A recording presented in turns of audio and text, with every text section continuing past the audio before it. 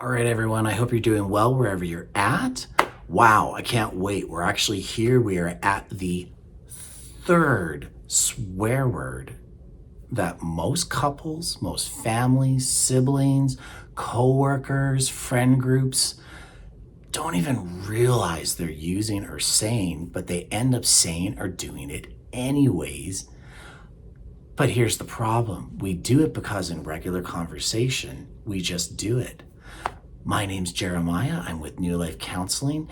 Hey, if this is interesting to you, or if you've watched the other videos and you haven't done so yet, really quickly, I just want to ask if you could click and subscribe, because the more likes, the more subscriptions that we have, the more that we can make more of these videos to keep going with this journey of wholeness in life in order to have, well, new life. All right. Hey, let's talk about the number 3 swear word.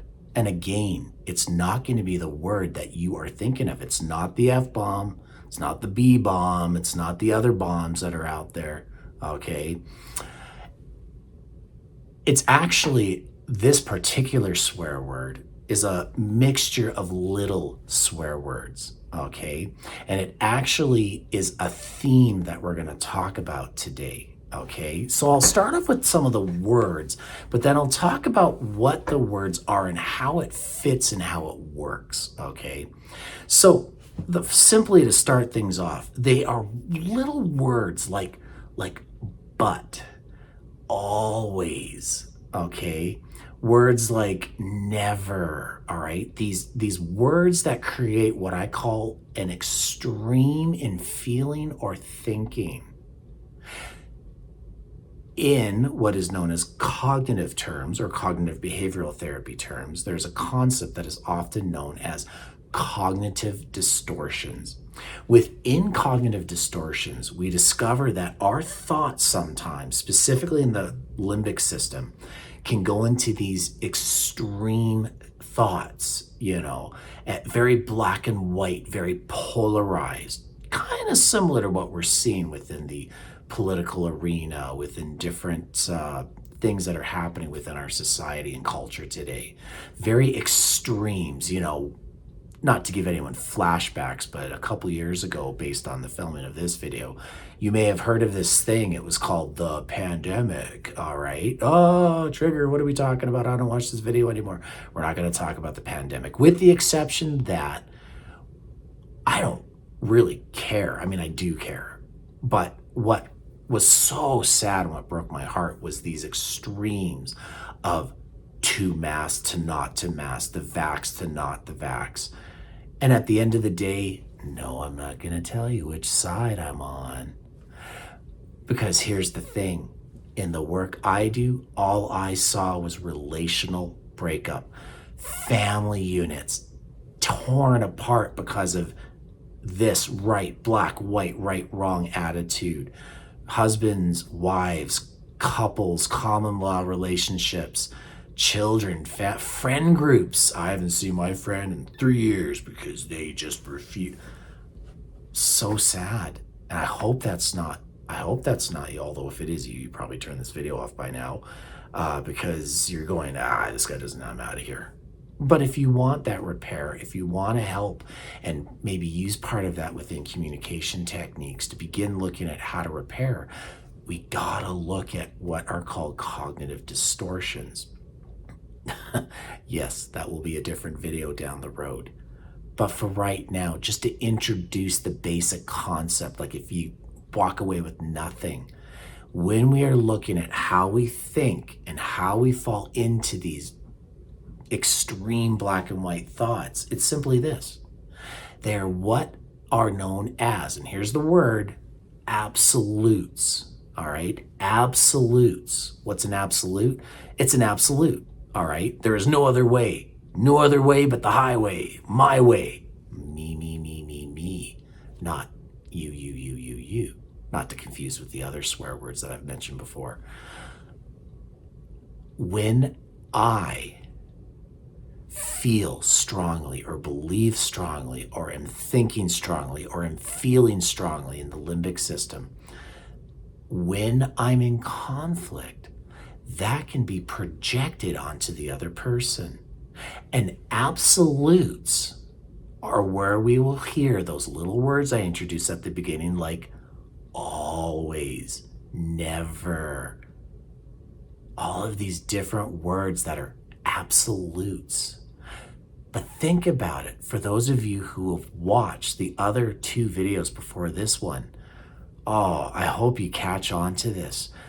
We're like triple swearing sometimes. Why do you always have to ... Oh my gosh. And yeah, if you haven't figured it out by now, number 1 word is you. Number 2 swear we talked about was why, because both of them create defensiveness. And absolutes just continues and puts the icing on the cake, all right, to be able to tilt if there's any form of tension or conflict. And if you want to see a conflict always result in tension, just say those magic words. Why do you always? Why do you never ... Oh my gosh, we're not just doing 1 swear, we're triple swearing it. My goodness, gonna have to wash my mouth after this episode, okay? Just having some fun. All right, so here's the thing. Absolutes are very important because often it can actually serve 2 purposes. 1, in our communication to others, we might be giving extremes that are creating a person to be reactive if there's opportunity for conflict as well. But it's also for ourselves. It's for me as well, too. Me, the therapist. I have to also walk through this and recognize sometimes the words I speak can cause this within my own soul to go, oh, that was an extreme thought or feeling I just had. An absolute thought. Geez, Jeremiah, why can't you just be...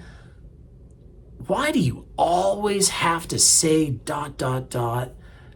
Ooh, that could be a very negative cognitive distortion that could be affecting us or myself in my own relationship with my own being, let alone being projected to others. All right. And you add on anything with politics or religion or your favorite rock group. I like rock, you like country, and boom, we can have instant polarization and disagreements and wonder, oh, what happened? I don't understand why we can't all just get along. Well, it's because some of it is in how we communicate. All right. Obviously, internally is also a lot of the one-to-one introspective work that's done within therapy. But I'm just giving some just real basic generalized skills that in real life settings we can utilize in order to become better effective at communicating, to again create open communication rather than closed, you're not getting in here, buddy, type of communication. Wow. Well, the only major next thing after that is to figure out, great, so if I'm going, you always ... why do you always, you never, why is this, all these different variations that can happen within our 3 swear words. All right. What do you do? Well, we talked a little bit within the last video of using terms like help me understand, but the reality is we got to get a grasp, all right, on what's called being other-centered rather than self-centered in how I am trying to protect me, because that's really at the root when you think about it. When I'm feeling defensive or if I don't like something that's being done to me from the other party that's involved, I'm just trying to protect myself because in that moment, I'm maybe not feeling safe. And if I'm not feeling safe, that's again where that amygdala thing kicks in the mid part of our brain, where we get into that fight, flight, freeze. Again, other terms I've mentioned before, fawning, just being alongside and waiting for the bear to go psh. all right, to hurt me, but I'm just going to go alongside because it's safer, because I can't run or I'll die. If I lay and play dead, they're still going to get me. If I run, they're still going to chase and they're faster than me and still get me. So I'm just going to fawn and go alongside with it, just to give you a little bit of a quick explanation of the fawn terminology. With our discussion here on absolutes and the other swear words, bringing it all together, this is where two particular areas that we got to learn how to do. All right. One is called active listening. The second skill set we got to figure out is within that active listening, when it is my turn to respond, or if I am trying to communicate something, I need to use what is called I feeling messaging. Okay, or I messaging, as some people like to call it, a little bit of both, which we'll talk about in the next video. However, we got to start somewhere. And again, all I want you to do this week, okay, if you're watching this video or if you're a client and you're just like, oh, this is, okay, what do I do now? Awareness, I will say to the end of eternity, is half the battle. All right. And if you can at least be aware of what others are doing or what you yourself are doing, because statistically, we actually, generally speaking, do not have great self-awareness. Some people are. There's like a percentage of people who are like hyper aware of who they are, how they are, what they're thinking, what they're saying, and they're able to make change more effectively, more quickly.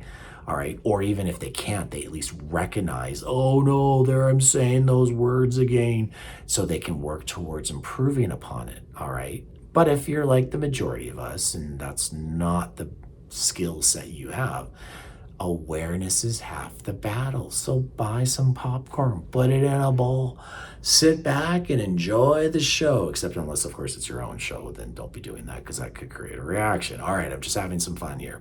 So, obviously, we've got to talk about how to actively listen and how to communicate beyond just listening. How do I talk in a way that's not going to cause you to always react? Oh, I said an absolute. You get what I'm saying. How can we talk in a way that will cause another individual, that can cause them to go, hey, this is a tough conversation. It's something that needs to happen. It's just that if I can say things in a certain way, and yeah, I might end up saying, why are you, or whatever. But at the end of the day, the reality is that we got to be aware of it so we can start communicating more effectively to create repair rather than disarray and tearing apart relationships that have no reason to not be torn apart. All right. Hey, I hope you enjoyed this video wherever you are at today. I hope all the best for you, and I look forward to seeing you in the next video. All right, everyone, have a great rest of wherever you're at.